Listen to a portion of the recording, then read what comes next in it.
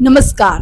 क्या कभी आपने सोचा है कि फिल्म स्टार धर्मेंद्र पंजाब को बिलोंग करते हैं, लेकिन जब वो राजनीति के क्षेत्र में उतरे तो उन्होंने पंजाब को छोड़कर बहुत ही दूर ग्राम में बीकानेर को क्यों चुना?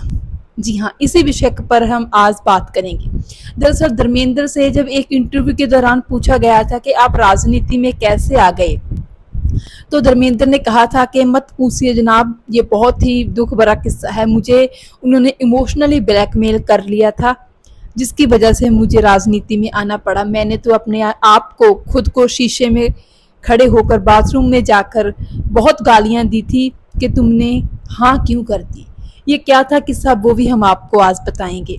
दरअसल जब बात चल रही थी 2002 के करीब की, तब कहते हैं ये बात धर्मेंद्र ने खुद ही बताई थी कि अटल बिहारी वाजपेयी बीजेपी के नेता, उन्होंने धर्मेंद्र के साथ मुलाकात की और उन्होंने धर्मेंद्र को कन्विंस करने की कोशिश की कि आप राजनीति में आइए। लेकिन धर्मेंद्र ने साफ साफ कह दिया था कि देखिए जनाब, राजनीति बहुत गंदे लोगों का खेल है, मैं राजनीति में नहीं आ सकता। तो फिर धर्मेंद्र ने कहा कि अटल जी ने मुझे एक बात बोली, वो एक लाइन ऐसी बोली उन्होंने कि मेरी बोलती बंद हो गई। मुझे जवाब ही नहीं सूझा कि मैं इसके आगे क्या जवाब दूं। जब धर्मेंद्र ने अटल जी से कहा कि राजनीति गंदे लोगों का खेल है, ये गंदी गेम है, तो अटल जी ने उनसे कहा कि अगर इसमें गंदे लोग हैं, गंदी गेम है, तो अगर अच्छे लोग नहीं आएंगे तो फिर ये सुधरेगी कैसे, इसमें सुधार कैसे होगा। ये बात सुनकर, ये वाक्य सुनकर वाजपेयी जी के मुंह से वो चुप हो गए, लाजवाब हो गए। कहते हैं कि उस टाइम पे अटल जी ने कहा कि सोच लो, सोचने का मौका देते हैं हम दिन तुम्हें। तो आधी अधूरी सी हाँ तो उनकी तभी हो चुकी थी जब वो कुछ जवाब ही नहीं दे पाए थे। उसके बाद धर्मेंद्र ने बताया कि वो वॉशरूम में गए अंदर और सामने शीशे के सामने खड़े होकर उन्होंने अपने आप को खूब गालियां दी कि तुमने क्यों हामी भर दी, क्यों हाँ कर दी राजनीति में उतरने की।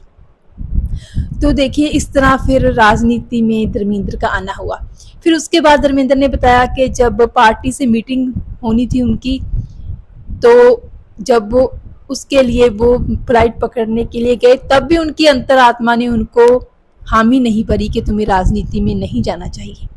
वो वापस आ गए, लेकिन फिर दिल्ली से फ़ोन बजने लगे उनके लिए कि आप आइए, आपका आना ज़रूरी है, वगैरह वगैरह। तो फिर आखिरकार वो दिल्ली पहुंच गए और दिल्ली पहुंचने सार ही उनके साथ एक और जद्दोजहद भरा सिलसिला शुरू हो गया। दरअसल दिल्ली की सरकार, दिल्ली के बीजेपी के लोग और बीजेपी की हाई कमान चाहती थी, आला कमान चाहती थी कि धर्मेंद्र लुधियाना से, पंजाब की लुधियाना सीट से चुनाव में खड़े हों।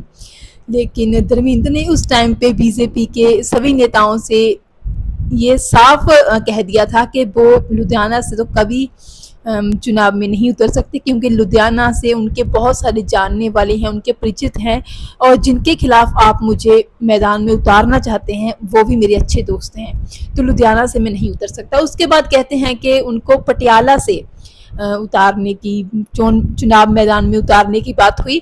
तो फिर धर्मेंद्र ने ऐसा ही कहा कि वहाँ पे कैप्टन अमरिंदर सिंह की पत्नी श्रीमती परनीत कौर खड़ी हैं चुनाव में, तो वहाँ से भी मैं नहीं लड़ सकता। तो इस तरह धर्मेंद्र ने, मतलब उनकी अंतरात्मा उनको साथ नहीं दे रही थी कि तुम राजनीति में जाओ, तो एक ना एक करके वो बहाने बनाए जा रहे थे कि मैं यहाँ से नहीं लड़ सकता, मैं वहाँ से नहीं लड़ सकता।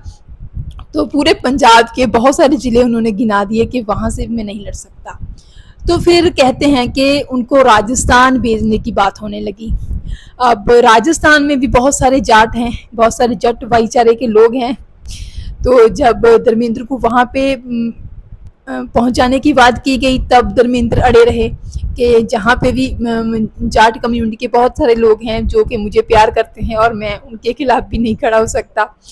तो फिर बीजेपी के नेताओं ने एक और पैंतरा खेला, उन्होंने बीकानेर से धर्मेंद्र को चुनाव मैदान में उतारने की बात की।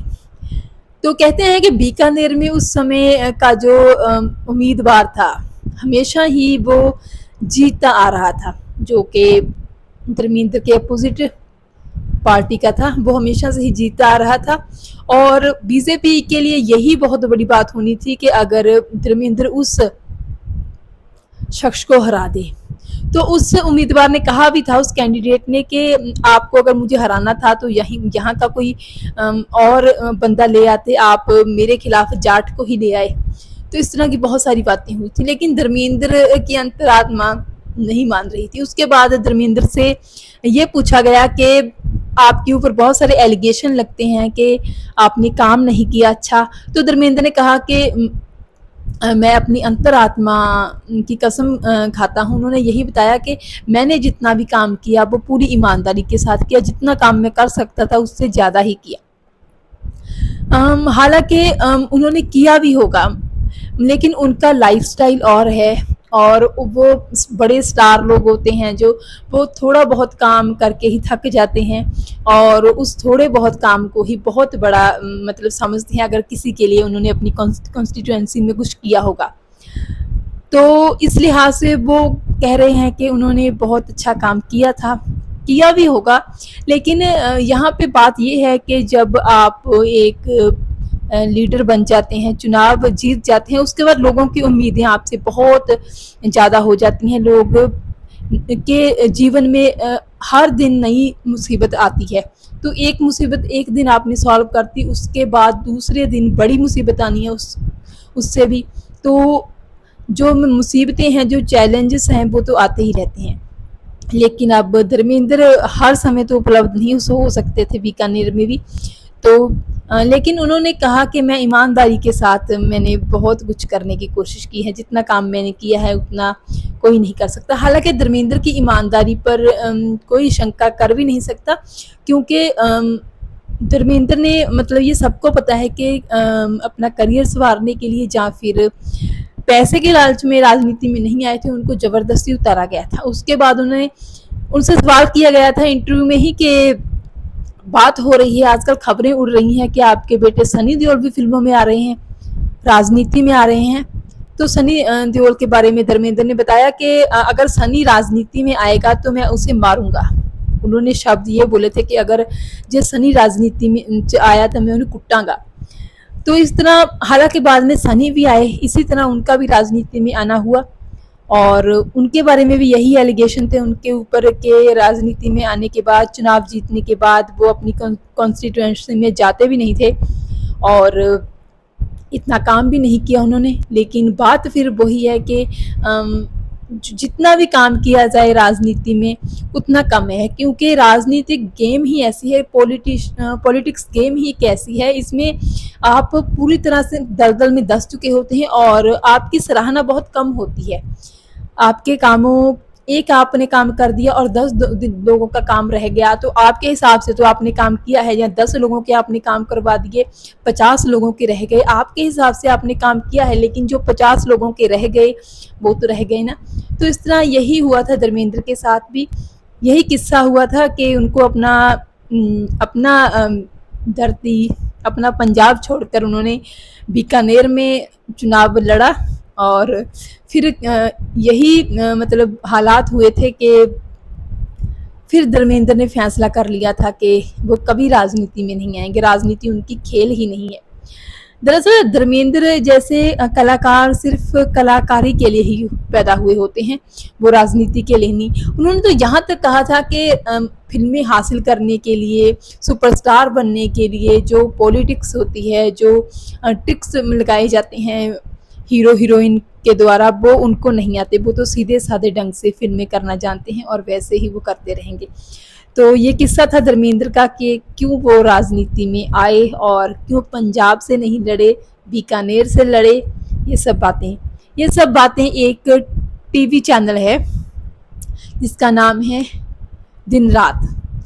ये सब बातें धर्मेंद्र ने वहाँ पे एक इंटरव्यू के दौरान की थी, जो अब भी यूट्यूब पे मौजूद है, आप जाकर देख सकते हैं। उसमें धर्मेंद्र ने खुल के ये सारी बातें बताई थी। नमस्कार।